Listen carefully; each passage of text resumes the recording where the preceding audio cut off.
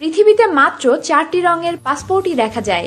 এই 4টি রং হলো মেরুন, নীল, সবুজ এবং কালো। চলুন জেনে নেওয়া যাক এই রংগুলির মাহাত্ম্য। যুক্তরাজ্যের পাসপোর্ট মেরুন রঙের। ইউরোপিয়ান ইউনিয়নের প্রায় সব দেশের পাসপোর্টই এই রঙের।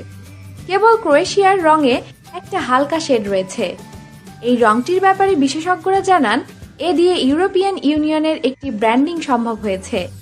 ইউনিয়নের বাইরে বলিভিয়া, কলম্বিয়া, পেরু ও ইকুয়েডর পাসপোর্টও এই রঙের। আমেরিকা, ভারত, ব্রাজিল, আর্জেন্টিনা ও প্যারাগুয়ের পাসপোর্ট নীল।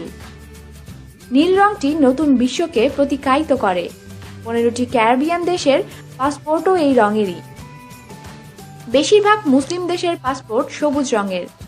এছাড়া সেনেগাল সহ বেশ কয়েকটি আফ্রিকান দেশের পাসপোর্টও সবুজ রঙের। সাধারণত পাসপোর্ট গাঢ় রঙের হয়ে থাকে, ময়লা থেকে যাতে তাকে বাঁচানো যায়। আর গাঢ় রঙের মধ্যে একটা প্রাতিষ্ঠানিক গাম্ভীর্য তো থাকেই। এই বিষয়টি থেকেই বতসোয়ানা, জাম্বিয়া আর নিউজিল্যান্ড তাদের পাসপোর্টের রং কালো রেখেছে। আমাদের সাথেই থাকুন আর অবশ্যই সাবস্ক্রাইব করুন।